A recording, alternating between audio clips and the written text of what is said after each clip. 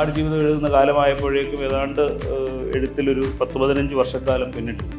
എപ്പോഴും നമ്മൾ പറയുന്നത് സമയമില്ല എന്ന് പറയുന്നത് അതിൻ്റെ അർത്ഥം നമുക്ക് ആ പ്രക്രിയയോട് നമുക്ക് താല്പര്യം കുറവാണ് എന്നുള്ളതാണ്. പുസ്തകം വായിക്കുമ്പോൾ നമ്മളാണ് അതിൻ്റെ കഥാപാത്രങ്ങളെ സൃഷ്ടിക്കുകയും പശ്ചാത്തലം സൃഷ്ടിക്കുകയും ഭൂമിക സൃഷ്ടിക്കുകയും ഒക്കെ ചെയ്യുന്നത്. അല്ലാതെ എഴുത്തുകാരൻ വെറുതെ ഒരു ഡ്രാഫ്റ്റ് ഉണ്ടാക്കി പോകുന്നതേ ഉള്ളൂ.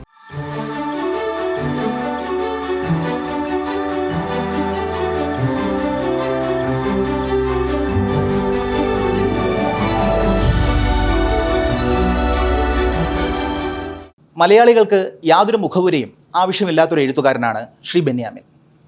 ഇന്ന് നമ്മളോടൊപ്പം അതിഥിയായി എത്തിയിരിക്കുന്നതും ശ്രീ ബെന്യാമിനാണ്. നമസ്കാരം സർ. നമസ്കാരം സർ. സാറിൻ്റെ ഏറ്റവും പ്രശസ്തമായൊരു രചനയാണല്ലോ ആടുജീവിതം എന്ന പുസ്തകം. അതേപോലെ സാറിൻ്റെ മറ്റ് രചനകൾ ഓരോ പുസ്തകങ്ങളും ആവട്ടെ, ഇപ്പോൾ മഞ്ഞവെയിൽ മരണങ്ങൾ, ആടുജീവിതം, സാറിൻ്റെ ആദ്യത്തെ കഥാസമാഹാരമായ യുത്തനേസിയ എന്ന് പറയുന്ന പുസ്തകം, ഈ പുസ്തകങ്ങൾക്കെല്ലാം ശ്രദ്ധിക്കുന്ന ഒരു കാര്യമെന്ന് പറയുന്നത് വളരെ വ്യത്യസ്തമായ ടൈറ്റിലുകളാണ്. അതായത് ഒരുപക്ഷേ ആടുജീവിതം എന്ന ടൈറ്റിൽ പോലും അതുവരെ മലയാളികൾ കണ്ടുപരിചയിച്ചതോ കേട്ടുപരിചയിച്ചതോ ആയിട്ടുള്ളൊരു ടൈറ്റിലായിരുന്നില്ല. അപ്പോൾ ഈ പുസ്തകങ്ങൾക്ക് ടൈറ്റിൽ ഇടുന്നത് ഏറ്റവും, അതായത് ഇത് വളരെ ബോധപൂർവമായി ചെയ്യുന്നൊരു കാര്യമാണോ, അത് വളരെ സ്വാഭാവികമായി ഉരുത്തിരിയുന്നൊരു പ്രക്രിയയാണോ? രണ്ടുമുണ്ട് എന്ന് വേണമെങ്കിൽ പറയാം. കാരണം ഒരു പുസ്തകത്തിൻ്റെ ടൈറ്റിൽ എന്ന് പറയുന്നത് വളരെ പ്രധാനപ്പെട്ട കാര്യമാണ്. പ്രത്യേകിച്ച് തുടക്കത്തിലുള്ള ഒരു എഴുത്തുകാരനെ സംബന്ധിച്ചിടത്തോളം അയാളുടെ പേര് അജ്ഞാതമായിരിക്കുന്നിടത്തോളം പലപ്പോഴും വായനക്കാർ തിരഞ്ഞെടുക്കുന്നത് പുസ്തകത്തിൻ്റെ പേര് കണ്ടിട്ടാണ്. കുറച്ച് മുതിർന്ന എഴുത്തുകാരാണ് എങ്കിൽ, പ്രശസ്തരായ എഴുത്തുകാരാണ് എങ്കിൽ അവരുടെ പേര് നോക്കി പുസ്തകം എടുക്കുന്ന ഒരു ഘട്ടം വരും. പക്ഷേ തുടക്കത്തിലൊക്കെ ഇതെന്താണെന്ന് ചോദിച്ചാൽ നമ്മൾ പുസ്തകത്തിൻ്റെ പേര് കൊണ്ട് വേണം ജനങ്ങളുടെ ഇടയിലേക്ക് ഇറങ്ങിച്ചെല്ലാൻ എന്ന ഒരു ബോധ്യമുണ്ടായിരുന്നു. ഇത് മാത്രമല്ല, ആ പുസ്തകത്തിൻ്റെ സമ്പൂർണ്ണമായ ആശയത്തെ പ്രതിഫലിപ്പിക്കുന്ന ഒന്നായിരിക്കണമെന്ന ഒരു ചിന്തയുമുണ്ട്. അതുകൊണ്ട് പുസ്തകം എഴുതാൻ തുടങ്ങുന്ന നേരം മുതൽ തന്നെ പുസ്തകത്തിൻ്റെ ടൈറ്റിൽ എന്തായിരിക്കണം എന്നുള്ള ബോധപൂർവമായ ആലോചനകൾ ഉണ്ടാവുകയും, എന്നാൽ ഈ എഴുത്തിൻ്റെ ഏതെങ്കിലും ഒരു ഘട്ടത്തിൽ വെച്ച് ഇതായിരിക്കും ഇതിന് ഏറ്റവും മനോഹരമായ പേര് എന്ന ഒരു തീരുമാനത്തിൽ നമ്മൾ എത്തുകയും ചെയ്യണം. പലതരം പേരുകൾ സ്വയം പരീക്ഷിച്ചതിന് ശേഷമാണ് ഇതാണ് അതിന് ഏറ്റവും ഉത്തമം എന്ന് പറയുന്ന ഒന്നിലേക്ക് എത്തപ്പെടുന്നത്. അപ്പം അതിനകത്ത് നിരന്തരമായ ആലോചനയുണ്ട്, അതേസമയത്ത് സ്വാഭാവികമായ ഒരു എത്തിച്ചേരലുമുണ്ട്. ഇത് രണ്ടും കൂടി ചേരുന്നതാണ് ഒരു ടൈറ്റിൽ എന്നാണ് ഞാൻ കരുതുന്നത്. അപ്പോൾ സാധാരണയിൽ നിന്ന് വ്യത്യസ്തമായൊരു ടൈറ്റിൽ ചൂസ് ചെയ്യുമ്പോൾ, ഫോർ എക്സാമ്പിൾ ഇപ്പോൾ യുത്തനേസിയ എന്നുള്ളൊരു പേര്, അപ്പോൾ ഇത് മലയാളികൾ ഇതുമായിട്ട് റിലേറ്റ് ചെയ്യില്ല എന്നുള്ളൊരു പേടി അല്ല എപ്പോഴെങ്കിലും വന്നിട്ടുണ്ടോ? ഇല്ല, അങ്ങനെയില്ല. കാരണം ഏതൊരു വായനക്കാരനും ഇതെന്താണെന്ന് അറിയാനുള്ള ഒരു കൗതുകം ഉണ്ടാവും. ചിലർ പക്ഷേ അജ്ഞാതമായൊരു പേരായിരിക്കും. ചിലപ്പോൾ മഞ്ഞവെയിൽ മരണങ്ങൾ എന്ന് പറയുന്ന ഒരു പേരിടുന്നു. പൊതുവെ എന്താണെന്ന് അത്രയൊന്നും സൂചനയില്ലാത്ത ഒരു പേരാണ്. അപ്പോൾ സ്വാഭാവികമായിട്ടും വായനക്കാർക്ക് ഇതെന്താണെന്ന് അറിയാനുള്ള ഒരു ചെറിയ കൗതുകം ഉണ്ടാവുകയും വായനക്കാർ അതിലേക്ക് വരികയും ചെയ്യുമെന്നാണ് എൻ്റെ ഒരു പ്രതീക്ഷ. ഇന്നോളം ഇട്ടിട്ടുള്ള ടൈറ്റിലുകൾക്കൊന്നും അങ്ങനെ ഒരു പ്രശ്നം ഉണ്ടായിട്ടില്ല. അതുകൊണ്ട് വായനക്കാരെ അറിയും എന്ന് നമ്മൾ ധരിക്കേണ്ടതില്ല. വായനക്കാർ അതിലേക്ക് വരികയാണ്. അപ്പോൾ ആടുജീവിതത്തിൻ്റെ ടൈറ്റിലിട്ട് പലരും ആടുജീവിതം ഇതെന്താണ്, ഇങ്ങനൊരു പേര് ഇതുവരെ കേട്ടിട്ടില്ലല്ലോ എന്നൊരു തോന്നൽ. പക്ഷേ എന്നാൽ പിന്നെ അതെന്താണെന്ന് അറിയാനുള്ള ഒരു കൗതുകം കൂടി അതിനകത്തുണ്ടെന്നാണ് ഞാൻ കരുതുന്നത്. അതേപോലെ ആടുജീവിതം എന്ന പുസ്തകത്തിൻ്റെ ഒരു കഥാപശ്ചാത്തലമുണ്ട്. താങ്കൾ ഏറെക്കാലം ജീവിച്ചിരുന്ന ഗൾഫ് നാടുകളാണ് അതിൻ്റെ ഒരു കഥാപശ്ചാത്തലം എന്ന് പറയുന്നത്. അപ്പോൾ അതിലൊരു ശരിക്കുള്ളൊരു ജീവിതത്തിൽ നടന്ന ഒരു വ്യക്തിയുടെ ജീവിതത്തിൽ നടന്ന സംഭവമായിട്ട് ആസ്പദമാക്കിയിട്ടുള്ളൊരു കാര്യം കൂടിയാണ്. അപ്പോൾ അതായത് ഇപ്പം താങ്കൾ ജീവിച്ചിരുന്നൊരു ഒരു പശ്ചാത്തലമായിരുന്നത് കൊണ്ട് തന്നെയാണോ ഗൾഫ് നാടുകളെ പശ്ചാത്തലമാക്കി ഒരു പുസ്തകം എഴുതാം എന്ന് ഉള്ള തീരുമാനത്തിലേക്ക് എത്തുന്നത്? തീർച്ചയായിട്ടും. ഞാൻ ഗൾഫിൽ പോയില്ലായിരുന്നുവെങ്കിൽ ഒരു പക്ഷേ എനിക്ക് അങ്ങനെ ഒരു നോവൽ എഴുതാൻ സാധ്യമാകുമായിരുന്നില്ല. ഞാൻ ആടുജീവിതം എഴുതുന്നതിന് മുമ്പ് പല നോവലുകളും കഥകളും ഒക്കെ എഴുതിയിട്ടുണ്ട്. ആടുജീവിതം എഴുതുന്ന കാലമായപ്പോഴേക്കും ഏതാണ്ട് എഴുത്തിലൊരു 10-15 വർഷക്കാലം പിന്നിട്ടിരുന്നു. അപ്പോൾ സ്വാഭാവികമായിട്ടും ഞാൻ ജീവിക്കുന്ന പ്രദേശത്തെക്കുറിച്ച്, അവിടെയുള്ള സാഹചര്യങ്ങളെക്കുറിച്ച്, സമൂഹത്തെക്കുറിച്ചൊക്കെ എഴുതേണ്ടത് ഒരു എഴുത്തുകാരൻ എന്ന നിലയിൽ ഉത്തരവാദിത്തമാണ് എന്ന ഒരു തോന്നലുണ്ടായിരുന്നു. പക്ഷേ എന്തെഴുതും? ഗൾഫ് മലയാളികളെക്കുറിച്ച് എത്രയോ കഥകൾ ഇങ്ങനെ നിരന്തരം നമ്മൾ കേട്ടുകൊണ്ടിരിക്കുമ്പോൾ വ്യത്യസ്തമായി എന്തെഴുതും? ഗൾഫ് ജീവിതത്തിൻ്റെ, പ്രവാസ ജീവിതത്തിൻ്റെ എല്ലാ ദുരിതങ്ങളും വരുന്ന ഒരു കൃതി എഴുതണമെന്നുള്ള എൻ്റെ ഒരു ആലോചന ഉണ്ടായിരുന്നു. ആ ആലോചനയ്ക്കിടയിലാണ് യഥാർത്ഥത്തിൽ നജീബിനെ പോലെ ഒരാളെ കണ്ടെത്തുകയും ഇതാണ് യഥാർത്ഥത്തിൽ മലയാളിയോട് പറയാൻ നമ്മൾ കാത്തിരുന്ന ഒരു പുസ്തകം, ഒരു ജീവിതം എന്ന് ഒരു തോന്നലുണ്ടാവുകയും അന്നോളം ഞാൻ അനുഭവിച്ചിട്ടുള്ള പലതരത്തിലുള്ള അനുഭവങ്ങൾ, കണ്ടിട്ടുള്ള പലതരത്തിലുള്ള അനുഭവങ്ങൾ, നമ്മുടെ സ്വപ്നങ്ങൾ, വിചാരങ്ങൾ, സങ്കല്പങ്ങൾ ഭാവനകൾ, ഇതിനെ എല്ലാം കൂടി ആ കഥാപാത്രത്തിന്മേൽ വെച്ചിട്ടാണ് യഥാർത്ഥത്തിൽ ആടുജീവിതം എന്ന് പറയുന്ന ഒരു കൃതി ഉണ്ടാകുന്നത്. അപ്പം ഒരു 15 വർഷത്തെ കാലത്തെ എൻ്റെ ഗൾഫ് ജീവിതത്തിൻ്റെ അനുഭവം ഇല്ലായിരുന്നുവെങ്കിൽ എനിക്ക് ആടുജീവിതം പോലെ ഒരു കൃതി എഴുതാൻ ഒരിക്കലും സാധ്യമാകുമായിരുന്നില്ല എന്ന കാര്യത്തിൽ യാതൊരു സംശയവുമില്ല. ഗൾഫ് ജീവിതത്തിൽ താങ്കൾ ചെയ്തിരുന്ന ജോലിക്കൊപ്പം താങ്കൾക്ക് എഴുത്തിന് വേണ്ടി സമയം കണ്ടെത്തുക എന്നുള്ളത് എത്രത്തോളം ചലഞ്ചിങ് ആയ ഒരു കാര്യമായിരുന്നു? നമ്മൾ ഇഷ്ടമുള്ള കാര്യങ്ങൾ ചെയ്യാൻ വേണ്ടി നമുക്ക് സമയം കണ്ടെത്തുക എന്നുള്ളത് ഒരു പ്രയാസമേ അല്ല എന്നുള്ളതാണ്. പലപ്പോഴും നമ്മൾ പറയുന്നത് സമയമില്ല എന്ന് പറയുന്നത് അതിൻ്റെ അർത്ഥം നമുക്ക് ആ പ്രക്രിയയോട് നമുക്ക് താല്പര്യം കുറവാണ് എന്നുള്ളതാണ്. ഞാനെപ്പോഴും ഉദാഹരണമായി പറയുന്നത് ശശി തരൂരിൻ്റെ കാര്യമാണ്. ശശി തരൂർ ഇപ്പോൾ രാഷ്ട്രീയക്കാരനൊക്കെ ആണെങ്കിലും അദ്ദേഹം അതിനു മുമ്പ് വലിയ നോവലിസ്റ്റായിരുന്നു. അദ്ദേഹം UN-ലെ പ്രധാനപ്പെട്ട ജോലികൾ ചെയ്തുകൊണ്ടിരിക്കുന്ന സമയത്താണ് അദ്ദേഹത്തിൻ്റെ ഗ്രേറ്റ് ഇന്ത്യൻ നോവൽ പോലെയുള്ള വലിയ നോവലുകളൊക്കെ വരുന്നതും അദ്ദേഹം നോവലിസ്റ്റ് എന്ന നിലയിൽ പ്രസിദ്ധനായി നിൽക്കുകയൊക്കെ ചെയ്തത്. അപ്പോൾ അദ്ദേഹത്തെ പോലെ അത്രയും വലിയ ജോലി ചെയ്യുന്ന ഉത്തരവാദിത്തമുള്ള ഒരാൾക്ക് സമയം കണ്ടെത്താൻ കഴിയുമെങ്കിൽ ലോകത്തെമ്പാടുമുള്ള പല വലിയ എഴുത്തുകാരും ഉത്തരവാദിത്തമുള്ള മറ്റ് ജോലികളിൽ ഏർപ്പെട്ടുകൊണ്ടാണ് ചെയ്തിരുന്നത്. അപ്പം നമുക്ക് അതിനോട് എത്ര പാഷനുണ്ട് എന്നുള്ളതാണ്. ആ പാഷൻ ഉണ്ട് എങ്കിൽ സ്വാഭാവികമായിട്ട് നമ്മളതിനുള്ള സമയം കണ്ടെത്തും. ഇപ്പോൾ ഗൾഫ് കാലത്ത് എനിക്കൊരു 8-10 മണിക്കൂർ ജോലി ഉണ്ടാവും. ബാക്കി പിന്നെയും ഒരു 10-12 മണിക്കൂർ കിടക്കുകയാണ്. അതിൽ 5-6 മണിക്കൂർ ഉറങ്ങാൻ വേണ്ടി ബാക്കി വെച്ചതിന് ശേഷം ചിലപ്പോൾ നമ്മളുടെ ചില ഇഷ്ടാനിഷ്ടങ്ങൾ ഒഴിവാക്കിക്കൊണ്ട്, ചില ലിഷർ ടൈമുകൾ ഒഴിവാക്കിക്കൊണ്ട് നമ്മളുടെ ഈ പ്രക്രിയയിലേക്ക് എത്തിച്ചേരുകയാണ് ചെയ്തിട്ടുള്ളത്. എൻ്റെ എഴുത്തിലെ പ്രധാനപ്പെട്ട കൃതികളൊക്കെ ഗൾഫിൽ വെച്ച് എഴുതിയിട്ടുള്ളത് തന്നെയാണ്. അപ്പം നമ്മൾ അതിന് സമയം കണ്ടെത്തിയാൽ അതിന് പ്രശ്നമില്ല എന്നാണ് എൻ്റെ ജീവിതം തെളിയിക്കുന്നത്. ഈ ആടുജീവിതം എന്ന രചന വളരെയധികം വിജയകരമായി. അത് ആളുകൾ വായിച്ച് വളരെ വലിയ ഒരു വായനാനുഭവം വായനക്കാർക്ക് ഉണ്ടായിട്ടുണ്ട്. അത് ഈ അടുത്തിടെ ഈ സിനിമയായിട്ട് പുറത്തിറങ്ങുകയും ചെയ്തു. വളരെ വലിയൊരു ടെക്നീഷ്യൻസും വളരെ വലിയ കലാകാരന്മാരും ഒക്കെയാണ് അതിൽ ഇത് ചെയ്തത്. പക്ഷേ പലപ്പോഴും സംഭവിച്ചൊരു കാര്യം എന്ന് വെച്ച് കഴിഞ്ഞാൽ വായനാനുഭവത്തോളം കാഴ്ചാനുഭവം അത്ര സുഖകരമായില്ല എന്നുള്ളൊരു അഭിപ്രായം വന്നിട്ടുണ്ടായിരുന്നു. എന്തുകൊണ്ടായിരിക്കും അങ്ങനെ ഒരു അനുഭവം, അത്തരമൊരു അഭിപ്രായം ഉണ്ടായത്? താങ്കൾക്ക് അങ്ങനെ ഒരു, കാരണം താങ്കളും ആ സിനിമ കണ്ടിട്ടുണ്ടാവും. അപ്പോൾ സ്വാഭാവികമായിട്ട് താങ്കൾ ഇത് എഴുതിയൊരു വ്യക്തിയാണ്. വെറും ഒരു കാഴ്ചക്കാരൻ എന്നുള്ള രീതിയിൽ താങ്കൾക്ക് ഇതേ അനുഭവം, അതായത് ഇത്തരം അഭിപ്രായങ്ങൾ പങ്കിട്ടവരുടെ അതേ ഒരു അഭിപ്രായം താങ്കൾക്ക് എപ്പോഴെങ്കിലും തോന്നിയിരുന്നു? അല്ല, അത് സ്വാഭാവികമായിട്ടും ഉണ്ടാകുന്ന ഒരു കാര്യമാണ്. കാരണം വായനയുടെ ഒരു വലിയ പ്രത്യേകത കൊണ്ടാണ് അത് സംഭവിക്കുന്നത്. കാരണം വായനയുടെ ഒരു സമയത്ത് മറ്റേതൊരു കലയിൽ പോലെ അല്ലാതെ നമ്മളതിൻ്റെ ക്രിയേറ്റീവ് പാർട്ട്ണറായി മാറുന്നുണ്ട് എന്നുള്ളതാണ്. പുസ്തകം വായിക്കുമ്പോൾ നമ്മളാണ് അതിൻ്റെ കഥാപാത്രങ്ങളെ സൃഷ്ടിക്കുകയും പശ്ചാത്തലം സൃഷ്ടിക്കുകയും ഭൂമിക സൃഷ്ടിക്കുകയും ഒക്കെ ചെയ്യുന്നത്. അല്ലാതെ എഴുത്തുകാരൻ വെറുതെ ഒരു ഡ്രാഫ്റ്റ് ഉണ്ടാക്കി പോകുന്നതേ ഉള്ളൂ. നമ്മൾ അയാൾ എഴുതുന്ന പുസ്തകമേ അല്ല വായിക്കുക, നമ്മളുടെ സങ്കല്പത്തിലെയാണ്. അപ്പോൾ ഇത് ഒരു സിനിമയിലേക്ക് വരുമ്പോൾ നമ്മൾ കാണുന്നത് സംവിധായകൻ്റെ ഒരു വേർഷനാണ്. അദ്ദേഹം ഇതിനെ എങ്ങനെയാണ് സ്വീകരിച്ചതെന്നുള്ളത്. ഇപ്പോൾ 1000 പേര് പുസ്തകം വായിച്ചാൽ ഇതിന് 1000 തരത്തിലുള്ള വേർഷൻസ് ഉണ്ടാകുന്നുണ്ട്. അതിലൊരു വേർഷൻ മാത്രമാണ് സിനിമ. അപ്പം ബാക്കി 999 പേരുടെ വേർഷൻസ് വേറെ കിടക്കുകയും ഞാൻ ഇതുമായി താരതമ്യം ചെയ്യുമ്പോൾ ഇത് അതുമായി ഒത്തില്ലല്ലോ, ഞാൻ കണ്ട മരുഭൂമി ഇങ്ങനെയായില്ല, ഞാൻ കണ്ട നജീബ് ഇങ്ങനെയായിരുന്നില്ല, ഞാൻ കണ്ട അർബാബ് ഇങ്ങനെ ആയിരുന്നില്ല എന്ന് സ്വാഭാവികമായിട്ട് ചിന്തിക്കുകയും ചെയ്യും. അതുകൊണ്ടാണ് ഒരുപക്ഷെ പരക്കെ വായിക്കപ്പെട്ട പല കൃതികളും നോവലായും സിനിമയായി മാറിയപ്പോൾ ചിലപ്പോൾ നമുക്ക് ഇഷ്ടപ്പെടാതെ പോയതിൻ്റെ ഒരു കാരണം ഈ വായനയുടെ ഒരു വലിയ സൗന്ദര്യമാണ്, അതിൻ്റെ ഭാവനാത്മകമായ ഒരു തലമാണ്. അപ്പോൾ നമ്മൾ അത് മനസ്സിലാക്കിക്കൊണ്ട് അതിനോട് ചേർന്ന് നിന്ന ഒരാളാണ്. ഇപ്പോൾ സിനിമയോട് ആദ്യം മുതൽ തന്നെ ഇങ്ങനെ ആയിരിക്കും എന്ന് മനസ്സിലാക്കിക്കൊണ്ട് അതിനോടൊപ്പം നിന്ന ഒരാളെന്ന നിലയിൽ എൻ്റെ ഭാവനയ്ക്കൊപ്പം വന്നില്ലെങ്കിൽ പോലും അതിന് സാധ്യമാകാവുന്ന തരത്തിൽ എല്ലാത്തരം ഇടങ്ങളിലേക്കും ആ സിനിമ പോകാൻ സഞ്ചരിച്ചിട്ടുണ്ട്. അതിനെടുത്തിട്ടുള്ള സാങ്കേതികപരമായ മികവുകൾ, സംഗീതപരമായ മികവുകൾ, കഥാപാത്രങ്ങളുടെ രൂപമാറ്റങ്ങൾ, അതിന് ഒരു സിനിമയുടെ പരിമിതിക്കുള്ളിൽ നിന്നുണ്ട്. ഇപ്പോൾ ഏതാണ്ട് 43 അധ്യായങ്ങളിലായി 170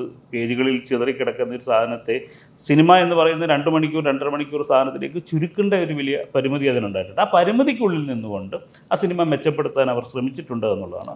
പക്ഷേ ഇതിന് നമുക്ക് ഇഷ്ടപ്പെട്ടില്ല എന്ന് പറയുന്നവരുടെ ഇഷ്ടപ്പെടായ്മയ്ക്ക് കാരണം നമ്മുടെ ഭാവന അതിന് മുകളിൽ നിൽക്കുന്നു എന്നുള്ളത്. ഈ ആടുജീവിതം എന്ന പുസ്തകം സിനിമയാക്കാനുള്ളൊരു തീരുമാനം എങ്ങനെയായിരുന്നു? അത് വളരെ യാദൃച്ഛികമായി സംഭവിച്ചാണ്. ആടുജീവിതം ഇറങ്ങിയ കാലത്ത് തന്നെ, ആടുജീവിതം ഇറങ്ങുന്നത് 2008-ലാണ്.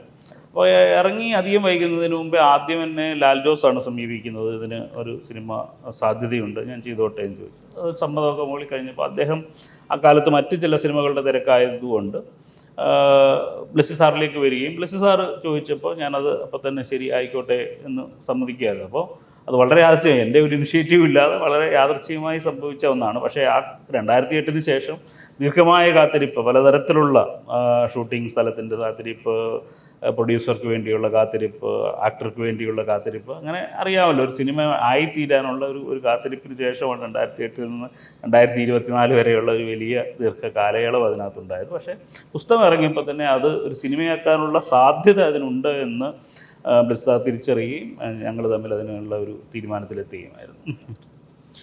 സർ, അതേപോലെ തന്നെ ഈ എഴുത്തുകാർ പലപ്പോഴും രാഷ്ട്രീയമായി നടത്തുന്ന ചില ഇടപെടലുകൾ പലപ്പോഴും ചർച്ചയാകുന്നുണ്ട്. അവർ സമൂഹ മാധ്യമങ്ങൾ ഉൾപ്പെടെ അവർ നടത്തുന്ന ഇടപെടലുകൾ ചർച്ചയാവുന്നുണ്ട്. അപ്പം ഒരു എഴുത്തുകാരൻ സ്വാഭാവികമായിട്ടും പൊളിറ്റിക്കലി കോൺഷ്യസ് ആകേണ്ടത് ഒരു അനിവാര്യതയാണ് എന്ന് താങ്കൾ കരുതുന്നുണ്ടോ? കാരണം എഴുത്തുകാരൻ പൊളിറ്റിക്കലി കോൺഷ്യസ് ആവണം എന്ന് ഞാൻ കരുതുന്നില്ല. എഴുത്തുകാരൻ്റെ ഉത്തരവാദിത്വം സമൂഹത്തിലെ എല്ലാവർക്കുമുള്ള, ഒരു സാധാരണ പൗരനുള്ള, ഒരു ഓട്ടോറിക്ഷ ഡ്രൈവർക്കുള്ള, അല്ലെങ്കിൽ ഒരു അധ്യാപകനുള്ള, ഒരു കോടതി ജീവനക്കാരനുള്ള, അല്ലെങ്കിൽ വേറെ ഏത് മേഖലയിലും പ്രവർത്തിക്കുന്ന ഒരാൾക്കുള്ള അത്രയും ഉത്തരവാദിത്വം എഴുത്തുകാരനുമുണ്ട് എന്നുള്ളതാണ്. നമ്മൾ സമൂഹം ഇങ്ങനെ വിചാരിച്ച് വെച്ചിരിക്കുകയാണ് എഴുത്തുകാർക്ക് മാത്രമായി എന്തോ ചില ഉത്തരവാദിത്വമാണ്, ഇവരാണ് ഇതിനെയെല്ലാം നിയന്ത്രിച്ച് കൺട്രോൾ ചെയ്ത് കൊണ്ടുപോകേണ്ടത് എന്ന് പറയുന്ന ഒരു തെറ്റായ ധാരണയുണ്ട്. നമ്മുടെ സമൂഹത്തിലെ എല്ലാവരും ചേർന്ന് ഇടപെടുകയും പ്രവർത്തിക്കുകയും ചെയ്യേണ്ട ഒന്നാണ് പൊളിറ്റിക്സ് എന്നാണ് ഞാൻ കരുതുന്നത്. പക്ഷേ ഒരു ഇന്ത്യയിൽ താമസിക്കുന്ന പൗരൻ എന്ന നിലയിൽ, ജനാധിപത്യ ബോധമുള്ള ഒരാളെന്ന നിലയിൽ, സമൂഹത്തോട് ഉത്തരവാദിത്വം എന്ന നിലയിൽ, ഒരു പൗരൻ എന്ന നിലയിൽ ഓരോ വ്യക്തികളും, അക്കൂട്ടത്തിൽ എഴുത്തുകാരനും പൊളിറ്റിക്കലി ഉണർവുള്ളവനായിരിക്കുകയും അയാളുടേതായ പൊളിറ്റിക്സിൽ പ്രവർത്തിക്കുകയും അത് പറയാൻ പറ്റുന്ന മേഖലകളിൽ പറയുകയും ചെയ്യണം എന്നുള്ളത്. അത് മാധ്യമപ്രവർത്തകർ പറയുന്നത് പോലെ, ഞാൻ സൂചിപ്പിച്ചതുപോലെ മറ്റ് ഇടങ്ങളിൽ എല്ലാവരും പറയുന്നത് പോലെ മാത്രം എഴുത്തുകാരനും പറയുന്നു എന്നാണ് ഞാൻ കരുതുന്നത്. അല്ലാതെ എഴുത്തുകാർക്ക് മാത്രമായി എന്തോ ഒരു പ്രത്യേക പ്രിവിലേജോ ഉത്തരവാദിത്വമോ ഇല്ലോ എന്നാണ് ഞാൻ കരുതുന്നത്. പലപ്പോഴും എഴുത്തുകാർ നടത്തുന്ന ഇത്തരം ഇടപെടലുകൾ പക്ഷപാതപരമായി പോകുന്നുണ്ട് എന്നുള്ള ആക്ഷേപങ്ങൾ ഉയരുന്നു. അല്ല, സ്വാഭാവികമായിട്ടും ഓരോ വ്യക്തി എടുക്കുന്ന ഏത് തീരുമാനത്തിനും അവൻ്റേതായ ഒരു പക്ഷമുണ്ടാവും. പക്ഷപാതപരം എന്ന് പറഞ്ഞു കഴിഞ്ഞാൽ നമ്മളൊരു വീട്ടിലെ ഒരു തീരുമാനം എടുത്താൽ പോലും അതിന് നമ്മുടെ ഒരു പക്ഷമുണ്ട്. ചിലപ്പോൾ ആ പക്ഷത്തിൽ എൻ്റെ മകന് ആ തീരുമാനം ഇഷ്ടപ്പെട്ടു എന്ന് വരില്ല, എൻ്റെ ഭാര്യയ്ക്ക് ആ തീരുമാനം ഇഷ്ടപ്പെട്ടില്ല എന്ന് വരും, മകൾക്ക് ആ തീരുമാനം ഇഷ്ടമുള്ളൂ. പക്ഷേ അത് എൻ്റെ ഒരു തീരുമാനം. അപ്പം നമുക്ക് ഓരോരുത്തർക്കും സമൂഹത്തിലെ എത്രായിരം പേരുണ്ടോ, എത്ര കോടി ആൾക്കാരുണ്ടോ, എല്ലാ മനുഷ്യർക്കും ഓരോ തരം ഇഷ്ടങ്ങളുണ്ട്. ആ ഇഷ്ടങ്ങൾ ഒരുപക്ഷെ മറ്റൊരാളുടെ ഇഷ്ടത്തോട് യോജിച്ചു എന്ന് വരില്ല. അതുകൊണ്ട് അതിനെ പക്ഷപാതം തന്നെയാണെന്നാണ് ഞാൻ കരുതുന്നത്. നമ്മുടെ എല്ലാ തീരുമാനങ്ങൾക്ക് പിന്നിലും ചില പ്രശ്നങ്ങളുണ്ട്. അത് നമ്മുടെ ഇഷ്ടങ്ങളുമായിട്ട് ചേർന്ന് നിൽക്കുന്നത് കൊണ്ടാണ്. അല്ലാതെ നമ്മൾ ഒന്നുമില്ലാതെ എല്ലാവരോടും എല്ലാ പക്ഷങ്ങളോടും ചേർന്ന് എല്ലാം ശരിയാണെന്ന് പറയുന്നത് യഥാർത്ഥത്തിൽ കാപട്യമാണെന്നാണ് ഞാൻ കരുതുന്നത്. അങ്ങനെ കാപട്യത്തിൽ മനുഷ്യൻ ജീവിക്കേണ്ട കാര്യമില്ല. നിങ്ങൾക്ക് ഇഷ്ടമുള്ള കാര്യങ്ങൾ തുറന്നു പറയാനുള്ള സ്വാതന്ത്ര്യം, ജനാധിപത്യ സ്വാതന്ത്ര്യം നമ്മുടെ രാജ്യത്തുള്ളത്തോളം കാലം നമുക്ക് ആ സ്വാതന്ത്ര്യം പറയുകയും ചിലരുടെ അനിഷ്ടങ്ങൾ സ്വീകരിക്കുകയും ചെയ്യും. സ്വാഭാവികമായിട്ടും നമ്മളുടെ ഇഷ്ടങ്ങൾ തുറന്നു പറയുമ്പോൾ ചിലരുടെ അനിഷ്ടങ്ങളായി അത് മാറും എന്ന് മാത്രമേ ഉള്ളൂ. അതുകൊണ്ട് പക്ഷപാതം എന്ന് അതിനെ പറയേണ്ടതില്ല. അയാളുടെ ഇഷ്ടം അതാണ്, അല്ലെങ്കിൽ അയാളുടെ ബോധ്യം അതാണ് എന്ന് മാത്രമേ അതിനെ കരുതിയാൽ മതി. ഇപ്പം കേരളം അതിദാരിദ്ര്യമുക്തമാണ് എന്നുള്ളൊരു പ്രഖ്യാപനം ഈ അടുത്തിടെ സർക്കാർ നടത്തുകയുണ്ടായി. അപ്പോൾ സാർ അതിനെ അനുകൂലിച്ച ഒരാളാണ്. അപ്പോൾ അതായത് അതിദാരിദ്ര്യമുക്തമാണ് കേരളം എന്ന് സാർ കരുതുന്നുണ്ടോ? അതായത് അത്തരമൊരു പ്രഖ്യാപനം നടത്തേണ്ടത് സർക്കാരാണോ അതോ സ്വതന്ത്രമായി പ്രവർത്തിക്കുന്ന ബാഹ്യ ഏജൻസികളാണോ അത്തരമൊരു പ്രഖ്യാപനം? നമ്മുടെ എല്ലാത്തരം അത്തരം പ്രവർത്തനങ്ങൾക്കും മുന്നിൽ നിന്നിട്ടുള്ളത് സർക്കാരാണ്. ഇപ്പോൾ നമ്മുടെ സാക്ഷരതയെ സംബന്ധിച്ച് അങ്ങനെയുള്ള പല കാര്യങ്ങളിലും സർക്കാർ ആണ് അതിന് മുന്നിൽ നിൽക്കുകയും അത് പ്രഖ്യാപിക്കുകയും പിന്നീട് അത് തുടരുന്നു എന്ന് ഉറപ്പാക്കുകയും ചെയ്തത് സർക്കാരിൻ്റെ. അപ്പോൾ സർക്കാർ അതിദാരിദ്ര്യമുക്തമാണ് എന്നൊരു പ്രഖ്യാപനം നടത്തുന്നതോടുകൂടി സർക്കാർ വലിയൊരു ഉത്തരവാദിത്വം സ്വയം ഏറ്റെടുക്കുകയാണ്. അതാണ് നമ്മൾ യഥാർത്ഥത്തിൽ കാണേണ്ടത്. ഇനി സർക്കാരിൻ്റെ ഉത്തരവാദിത്വമാണ് കേരളത്തിൽ ഒരു അതിദാരിദ്ര്യമില്ല എന്ന് തെളിയിക്കുക. അല്ലെങ്കിൽ സർക്കാരിന് പറയാം, ഇല്ല ഞങ്ങളിതുവരെ പറഞ്ഞിട്ടില്ല, ഇനിയും ഇവിടെ അതിദാരിദ്ര്യമുണ്ട് എന്ന് പറയാം. പക്ഷേ ഇനി മുതൽ വരുന്ന ഓരോ സർക്കാരുടെ, ഈ സർക്കാരിൻ്റെ ആയാലും വരുന്ന ഓരോ സർക്കാരിൻ്റെ ഉത്തരവാദിത്തമാണ്. സർക്കാർ തലത്തിൽ പ്രഖ്യാപിച്ചു കഴിഞ്ഞു കേരളം അതിദാരിദ്ര്യമുക്തമാണ്. അപ്പോൾ അതിദാരിദ്ര്യരായ ഒരാളുണ്ട് എങ്കിൽ അയാളെ അതിദാരിദ്ര്യത്തിൽ നിന്ന് എത്രയും വേഗം മോചിപ്പിച്ച് വീണ്ടും അതിദാരിദ്ര്യത്തിന് മുകളിലേക്ക് കൊണ്ടുവരിക എന്ന് പറയുന്ന വലിയൊരു ഉത്തരവാദിത്വം സർക്കാർ സ്വയം ഏറ്റെടുക്കുകയാണ്. അതൊരു ധീരമായ നടപടിയാണെന്നാണ് ഞാൻ കരുതുന്നത്. അപ്പോൾ പുറത്തേതെങ്കിലും കുറേ ആൾക്കാർ നടത്തിയിട്ട് ഇതാണ് ശരി, ഞങ്ങളാണ് തീരുമാനിക്കുന്നതെന്ന് പറയുന്നതിനേക്കാൾ നമ്മൾ തിരഞ്ഞെടുത്ത നമ്മളുടെ നമ്മുടെ പ്രതിനിധികൾ എന്ന നിലയിൽ നമ്മൾ തിരഞ്ഞെടുത്ത സർക്കാർ പറയുകയാണ് ഇനി ഞങ്ങളുടെ നാട്ടിൽ അതിദാരിദ്ര്യം ഉണ്ടാവില്ല എന്ന് പറയുന്നത് വളരെ ഉത്തരവാദിത്വമായ സർക്കാരിൻ്റെ ഒരു പ്രവൃത്തിയായിട്ടാണ് ഞാൻ അതുകൊണ്ടാണ് ഇതിനെ പിന്തുണച്ചത്. അല്ല, എൻ്റെ ചോദ്യം എന്ന് വെച്ചാൽ സർക്കാർ അത് പറയുന്നതിൽ ഒരു അസാംഗത്യമില്ലേ എന്നുള്ളൊരു കാര്യമുണ്ട്. കാരണം ബാഹ്യ, അതായത് സ്വതന്ത്രമായിട്ടുള്ള മറ്റ് ഏജൻസികളുണ്ടല്ലോ, ഇപ്പോൾ NGO-കളാവട്ടെ, വളരെ സ്വതന്ത്രമായിട്ട് ഇതിനെ സൂചികകൾ നോക്കി, സോഷ്യൽ ഇൻഡെക്സുകൾ നോക്കിയിട്ട് ഇതിനെ വിലയിരുത്തി വളരെ ഇതായിട്ട് പറയുന്നവരുണ്ട്. അപ്പോൾ സർക്കാർ തന്നെ പ്രത്യേകിച്ച് തിരഞ്ഞെടുപ്പ് എടുത്തിരിക്കുന്ന സാഹചര്യത്തിൽ ഇങ്ങനെ ഒരു പ്രഖ്യാപനം നടത്തുന്നതിൽ ഒരു അസാംഗത്യം അല്ല. ഇതൊരു തെരഞ്ഞെടുപ്പ് സാധനമായിട്ട് എനിക്ക് തോന്നുന്നില്ല. കാരണം ഞാനിത് കുറച്ച് കാലമായി ഇതിനെ നിരീക്ഷിക്കുന്ന ഒരാളെന്ന നിലയിൽ വളരെ ഏതാണ്ട് 3-4 വർഷത്തെ നിരന്തരമായ പ്രവർത്തനത്തിലൂടെ സമൂഹത്തിൽ ഓരോ ഇടങ്ങളിലേക്കും ഇറങ്ങിച്ചെന്നുകൊണ്ടാണ് സർക്കാർ ഇതിൻ്റെ ഒരു കാര്യം നടത്തുക. അപ്പോൾ ഏതെങ്കിലും ഒരു ഏജൻസി ഈ പറയുന്നതല്ല, അതിനേക്കാൾ കൂടുതൽ വിശ്വസ്തത നമ്മുടെ സർക്കാർ പറയുന്നതാണെന്നാണ് ഞാൻ കരുതുന്നത്. കാരണം സർക്കാരിനെയാണ് നമ്മൾ തിരഞ്ഞെടുത്തിരിക്കുന്നത്. സർക്കാരിനോട് ജനങ്ങൾക്ക് ഉത്തരവാദിത്വമുള്ളത് സർക്കാരിനാണ്, അല്ലെങ്കിൽ സർക്കാരിന് ഉത്തരവാദിത്വമുള്ളത് ജനങ്ങൾക്കാണ്. ഏതെങ്കിലും സ്വകാര്യ ഏജൻസി എന്തെങ്കിലും പറഞ്ഞാൽ അവർ നാളെ പറയുകയാണ്, ശരി, ഓക്കെ, ഇത് ഞങ്ങൾ പ്രഖ്യാപിച്ചിരിക്കുന്നു എന്ന് പറഞ്ഞാൽ അവർക്ക് നമ്മളോട് എന്താണ് ഉത്തരവാദിത്വമുള്ളത്, നമുക്ക് അവരോട് എന്താണ് ഉത്തരവാദിത്വമുള്ളത്? സർക്കാരിന്മേൽ തന്നെയാണ് നമുക്ക് ഉത്തരവാദിത്വമുള്ളത്. അവർ നമ്മൾ തിരഞ്ഞെടുത്ത ഭരണാധികാരികളാണ്. അവർ നമ്മൾ ചോദിക്കുന്ന ഉത്തരങ്ങൾക്ക് മറുപടി പറയാൻ ബാധ്യസ്ഥരായ ആൾക്കാരാണ്. സ്വാഭാവികമായിട്ട് അവർ തന്നെയാണ് അത് പ്രഖ്യാപിക്കേണ്ടതെന്ന് ഞാൻ കരുതുന്നു. സാർ, അപ്പം ഈ സെലക്റ്റീവായ പ്രതികരണങ്ങളാണ് ഇതെന്നുള്ള വിമർശനങ്ങൾക്ക് പുറത്ത് കിടക്കുന്നതിന് സമൂഹത്തിലെ എല്ലാ ഇഷ്യൂസിനോടും പ്രതികരിക്കേണ്ട ഒരു ബാധ്യതയായിട്ട് ഇത് നമ്മളിൽ വന്ന് നിക്ഷിപ്തമാവുന്നതായിട്ട് തോന്നുന്നു. അങ്ങനെ പലപ്പോഴും സോഷ്യൽ മീഡിയ പറയുന്നുണ്ടെങ്കിൽ പോലും അങ്ങനെ എല്ലാ കാര്യങ്ങളോടും എല്ലാ മനുഷ്യർക്കും പ്രവർത്തിക്കുന്നുണ്ടോ? ഞാൻ ചോദിക്കുന്നത് എഴുത്തുകാർക്കോ അല്ലെങ്കിൽ ഇങ്ങനെ പറയുന്ന 1-2 പേർക്ക് മുകളിൽ മാത്രമാണ് നമ്മൾ ഇത്തരം ആശങ്കകൾ വെക്കുന്നത്. പൊതുസമൂഹത്തിൽ എല്ലാവരും എല്ലാ കാര്യങ്ങളോടും പ്രതികരിക്കുന്നു. പൊതുസമൂഹത്തിൽ നിൽക്കുന്ന ഒരു സാധാരണ മനുഷ്യരായി നിങ്ങൾ നമ്മളെയും കണ്ടു കഴിഞ്ഞാൽ അത്രയും കൊണ്ട് അവസാനിക്കാവുന്ന കാര്യമേ ഉള്ളൂ. ഇത് ഞാൻ ഏതെങ്കിലും പൊതു പ്ലാറ്റ്ഫോമുകളിൽ പോയോ അല്ലെങ്കിൽ പത്രമാധ്യമങ്ങളെ വിളിച്ചോ നടത്തുന്ന ഒരു പത്രസമ്മേളനമൊന്നുമല്ല. ഞാൻ എൻ്റെ ഏറ്റവും സ്വകാര്യമായ ഫേസ്ബുക്കിൽ എൻ്റെ ഒരു ഇഷ്ടം, നിങ്ങൾ ഓരോരുത്തരും ഇടുന്നത് പോലെ എൻ്റെ ഒരു ഇഷ്ടം അല്ലെങ്കിൽ എൻ്റെ ഒരു അഭിപ്രായം പറയുന്നു എന്ന് മാത്രമേ ഉള്ളൂ. അപ്പോൾ എല്ലാ കാര്യത്തിലും നമ്മൾ അഭിപ്രായം പറഞ്ഞുകൊള്ളണമെന്നില്ല. നമുക്ക് വിമർശിക്കണമെന്ന് തോന്നുന്ന ചില കാര്യങ്ങളിൽ നമ്മൾ വിമർശിക്കും, നമുക്ക് അഭിനന്ദിക്കണമെന്ന് തോന്നുന്ന ചില കാര്യങ്ങളിൽ അഭിനന്ദനം ഉണ്ടാവും.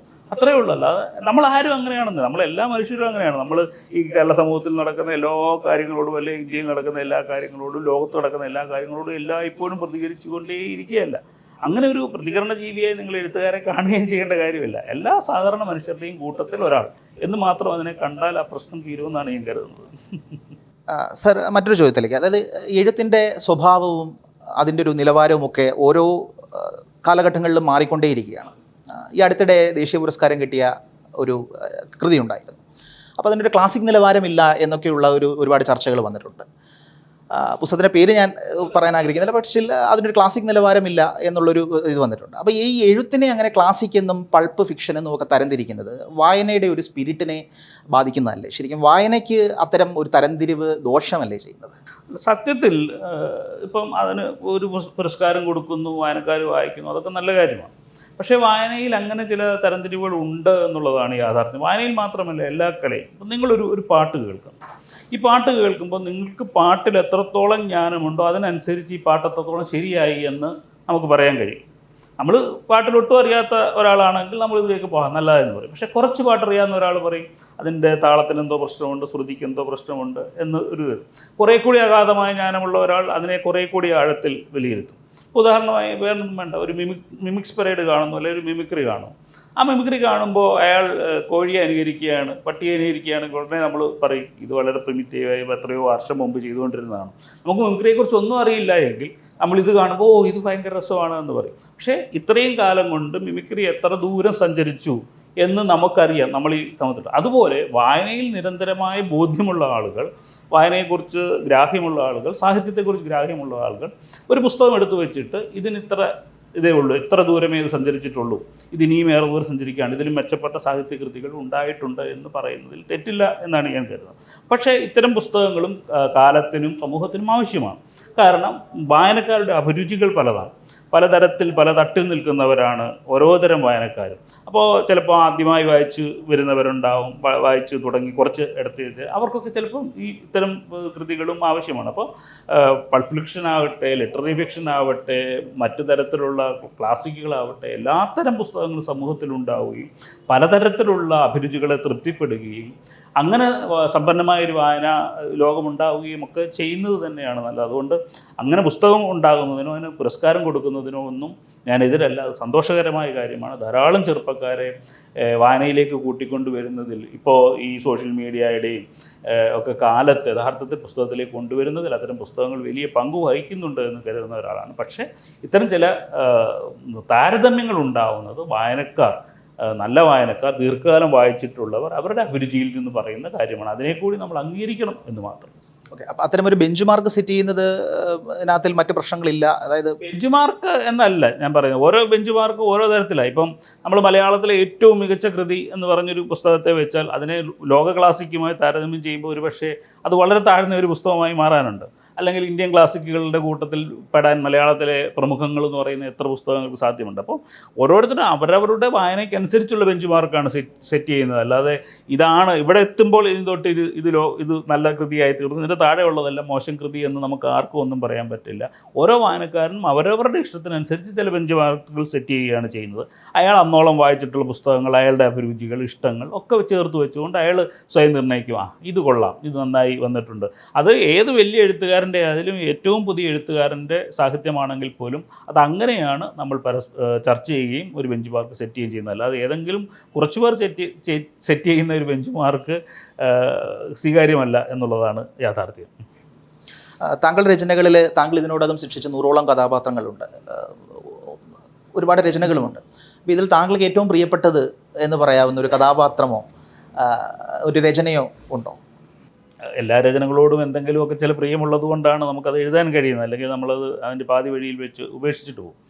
എങ്കിൽ പോലും എഴുതിയ രചനകളിൽ ഏറ്റവും കൂടുതൽ ഇഷ്ടം തോന്നുന്നത് ഒരുപക്ഷെ മാന്തലിൻ്റെ 20 കമ്മ്യൂണിസ്റ്റ് വർഷങ്ങളാണ് എന്നെനിക്ക് തോന്നുന്നു. കാരണം അത് എൻ്റെ ജീവിതത്തോട്, എൻ്റെ വീടിനോട്, ദേശത്തോട്, കുടുംബത്തോട് ഒക്കെ അടുത്ത് നിൽക്കുകയും ഞാൻ കണ്ടനുഭവിച്ച ജീവിതത്തെ പകർത്തുകയും ഒക്കെയാണ് ചെയ്തിട്ടുള്ളത്. അതുകൊണ്ട് കൂടുതൽ സ്വാഭാവികമായ ഒരു ഇഷ്ടം. അതിനകത്ത് മോഹനൻ എന്ന് പറയുന്ന വളരെ ചെറിയ ഒരു കുഞ്ഞു കഥാപാത്രമുണ്ട്. ഒരു 5ാം വയസ്സിൽ വെച്ച് മരിച്ചു പോകുന്ന, വയറപ്പുഴയിൽ മരിച്ചു പോകുന്ന ഒരു കഥാപാത്രം. സ്വാഭാവികമായിട്ടും ആ കഥാപാത്രമാണ് അതിൽ കുറേയേറെ നേരം കഥ പറയുന്നത്. ആ കഥ പറയുന്ന ഘട്ടത്തിലൊക്കെ അത് ഞാനുമായി വളരെയധികം അടുപ്പമുള്ള ഒരു കഥാപാത്രമായി എൻ്റെ മാനസിക ഭാവം, എൻ്റെ ജീവിതം, എൻ്റെ ബാല്യം, എൻ്റെ കൗമാരത്തോടൊക്കെ അടുത്ത് നിൽക്കുന്ന ഒരാളായിട്ട് തോന്നിയിട്ടുണ്ട്. അപ്പോൾ സ്വാഭാവികമായിട്ടും ആ കഥാപാത്രത്തോട് ചെറിയൊരു ഇഷ്ടക്കൂടുതലുണ്ട്. എങ്കിൽ പോലും നമ്മൾ സൃഷ്ടിക്കുന്ന ഓരോ കഥാപാത്രത്തിനും നമ്മൾ ഹൃദയത്തിൽ ആവഹിച്ചിട്ടാണ് അത് സൃഷ്ടിക്കുന്നത്. അതുകൊണ്ട് ആ ഒരു ഇഷ്ടം ഇപ്പോഴും ഉണ്ട്. എഴുത്തല്ലാതെ ഏർപ്പെടുന്ന മറ്റു വിനോദങ്ങൾ, യാത്ര, അത്തരം കാര്യങ്ങളെക്കുറിച്ചൊക്കെ ഒന്ന്. യാത്ര ഇപ്പോൾ ധാരാളമായി ചെയ്യുന്നതാണ്. ഞാൻ സൂചിപ്പിച്ചതുപോലെ ഒരു 10-20 വർഷക്കാലം ഗൾഫിലെ ഒരു ചെറിയ രാജ്യത്ത്, ബഹ്റൈൻ എന്ന് പറയുന്ന ഒരു ദ്വീപ് രാജ്യത്ത് ജീവിക്കാൻ വിധിക്കപ്പെട്ട ഒരാളാണ്. അപ്പോൾ അന്ന് വളരെ കുറച്ച് മാത്രമായിരുന്നു യാത്ര. കേരളം എന്ന് പറയുന്ന സ്ഥലം പോലും എനിക്കന്ന് വലിയ ദൂരമുള്ള സ്ഥലമായിരുന്നു. കാരണം വളരെ ചെറിയൊരു സ്ഥലത്ത് നിന്ന് കേരളത്തിലെത്തുമ്പോൾ ഭയങ്കര ദൂരം. പിന്നെ നാട്ടിൽ വന്നിട്ട് ഇപ്പോൾ 12 വർഷമായി. ഈ കാലം കൊണ്ട് ഞാൻ ധാരാളം ഒരു 10-42 രാജ്യങ്ങൾ യാത്ര ചെയ്തിട്ടുണ്ട്. ഞാൻ പറയുന്നത് മനുഷ്യൻ പാർക്കുന്ന എല്ലാ ഭൂഖണ്ഡങ്ങളിലും ഒരു തവണ പോകാനുള്ള ഒരു അവസരം ഉണ്ടായിട്ടുണ്ട്. അപ്പോൾ യാത്ര ചെയ്യാൻ കിട്ടുന്ന അവസരങ്ങൾ എപ്പോഴും പ്രയോജനപ്പെടുത്തുന്നുണ്ട്. അത് നമ്മുടെ ലോകബോധ്യങ്ങൾ, മനുഷ്യരെക്കുറിച്ച്, സംസ്കാരത്തെക്കുറിച്ച്, ചരിത്രത്തെക്കുറിച്ചൊക്കെയുള്ള നമ്മുടെ ബോധ്യങ്ങൾ പുതുക്കി പണിയുന്നതിനുള്ള വലിയ സാധ്യതയായി മാറുന്നുണ്ട്. അതുപോലെ തന്നെ പുതിയ നോവലുകൾ രചിക്കുന്നതിനുള്ള വിഷയങ്ങൾ കണ്ടെത്തുന്നതിനുള്ള ഒരു വഴിയായും അത് മാറുന്നുണ്ട്. പിന്നെ സ്വാഭാവികമായിട്ടും എഴുത്തല്ലാതെ വായന എൻ്റെ ഒരു പ്രധാനപ്പെട്ട ജീവിതത്തോടൊപ്പം ചേർന്ന് നിൽക്കുന്നതാണ്. ഞാനെപ്പോഴും പറയുന്നത് കൂടുതൽ നേരം വായിക്കുകയും കുറച്ച് നേരം എഴുതുകയും ചെയ്യുന്ന ഒരാളാണ് ഞാനെന്നാണ്. കാരണം പുസ്തകങ്ങളിൽ നിന്ന് നമുക്ക് കിട്ടുന്ന ഒരു ലോകമുണ്ട്. അപ്പോൾ ഇപ്പോൾ ബെന്നോക്രി എന്ന് പറയുന്ന എഴുത്തുകാരൻ പറയുന്നത് നമുക്ക് 3 തരം ജീവിതങ്ങളുണ്ട്. ഒന്ന് നമ്മൾ ജീവിക്കുന്ന ജീവിതം, 2 നമുക്ക് പുസ്തകങ്ങളിൽ നിന്ന് കിട്ടുന്ന ജീവിതം, 3 നമ്മൾ സ്വപ്നം കാണുന്ന ജീവിതം. ഇങ്ങനെ 3 ജീവിതത്തിൽ ഇതിനകത്തുനിന്ന് പുസ്തകങ്ങളിൽ നിന്ന് കിട്ടുന്ന ഒരു ജീവിതത്തെ എടുത്തു മാറ്റിക്കഴിഞ്ഞാൽ നമ്മുടെ ജീവിതം വളരെ ശുഷ്കമാണെന്ന് മനസ്സിലാകും. നമ്മൾ അവരുടെ മനസ്സിലാകുന്നത്, അവരെ ലോകങ്ങൾ മനസ്സിലാക്കുന്നത്, സംസ്കാരങ്ങൾ മനസ്സിലാക്കുന്നത്, ചരിത്രം മനസ്സിലാക്കുന്നത്, അങ്ങനെ ശാസ്ത്രം മനസ്സിലാക്കുന്നു ഒക്കെ വായനയിലൂടെ. അതുകൊണ്ട് വായന ഒരു പ്രധാനപ്പെട്ട കാര്യമായി നിൽക്കുന്നു. യാത്ര ഒരു പ്രധാനപ്പെട്ട കാര്യമായി നിൽക്കുന്നു. പിന്നെ സ്വാഭാവികമായിട്ടും വീട്ടിൽ തനിച്ച് ജീവിക്കുന്ന ഒരാളെന്ന നിലയിൽ ആവശ്യത്തിൽ പാചകം ചെയ്യാൻ അറിയാം. അത്യാവശ്യം സമയങ്ങളിലൊക്കെ പാചകം ചെയ്യും. അതൊക്കെ തന്നെ എൻ്റെ ഒരു ജീവിതം എന്ന് പറയുന്നത്. ബഹ്റൈനിലെ തൊഴിൽ ജീവിതത്തിനെ കുറിച്ചൊന്ന് പറയാമോ? കാരണം ബെന്യാമിൻ എന്നൊരു എഴുത്തുകാരനാവുന്നതിന് മുമ്പുള്ള താങ്കളുടെ ജീവിതത്തിനെ കുറിച്ച് അധികം എങ്ങും കേട്ടിട്ടില്ല. ഞാൻ 21 വർഷക്കാലമാണ് ബഹ്റിലുണ്ടായിരുന്നത്. ഒരു സ്വകാര്യ കമ്പനിയിലാണ് ഉണ്ടായത്. ആദ്യം ചെന്നപ്പോൾ ഒരു സാധാ ടെക്നീഷ്യനായിട്ടാണ് ജോലിക്ക് കയറിയത്. ഞാൻ ഇലക്ട്രോ മെക്കാനിക്കൽ കമ്പനിയിലായിരുന്നു ജോലി ചെയ്യുന്നത്. ആദ്യത്തെ 10 വർഷം ഗൾഫ് ഇൻ്റർനാഷണൽ ബാങ്ക് എന്ന് പറയുന്ന ഒരു ബാങ്കിൻ്റെ മെയിൻ്റനൻസ് ഡിവിഷനിലാണ് ജോലി ചെയ്തത്. ഈ സ്വകാര്യ കമ്പനിയുടെ ഒരു കോൺട്രാക്ടർ എന്ന നിലയിൽ അവിടെ ആണ് ജോലി ചെയ്തത്. അതിനുശേഷം ഞാൻ അവിടെ US നേവിയുടെ ഒരു ബേസ് ഉണ്ട്. 5-ാം കപ്പൽപ്പടയുടെ ആസ്ഥാനം ബഹ്റിനാണ്. അതിൻ്റെ ബേസിലെ പ്രൊജക്ട് മാനേജറായിട്ടാണ് ഞാൻ പിന്നീടുള്ള ഒരു ഏകദേശം 10-11 വർഷക്കാലം ജോലി ചെയ്തത്. ഒരു 9 പ്രൊജക്റ്റുകളോളം എൻ്റെ അടിയിലുണ്ടായിരുന്നു. Air conditioning, HVAC, electrical, swimming pool, reverse osmosis plant, fire alarm system, fire fighting system, അങ്ങനെ പലതരത്തിലുള്ള സാധനങ്ങളിൽ പല തരത്തിലുള്ള കോൺട്രാക്റ്റുകൾ ഉണ്ടായിരുന്നു. അതിൻ്റെ ഒരു പ്രൊജക്റ്റ് മാനേജർ എന്ന നിലയിലാണ് ജോലി ചെയ്തത്. അപ്പോൾ എഴുത്തുമായിട്ടും സാഹിത്യമായിട്ടൊന്നും യാതൊരു ബന്ധവുമില്ലാത്ത സമ്പൂർണ്ണമായ എഞ്ചിനീയറിംഗ് മേഖലയിലാണ് 21 വർഷക്കാലവും ജോലി ചെയ്തത്. അപ്പോൾ ഈ പിന്നിട്ട വർഷങ്ങൾ നോക്കുമ്പോൾ ഒരു എഴുത്തുകാരൻ എന്നുള്ള നിലയിൽ താങ്കൾ അങ്ങേയറ്റം സന്തുഷ്ടനാണോ?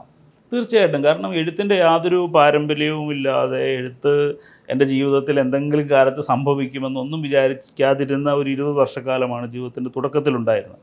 പക്ഷേ ഗൾഫിൽ പോയതിന് ശേഷമാണ് അത് എഴുത്തിലേക്ക് വരുന്നു.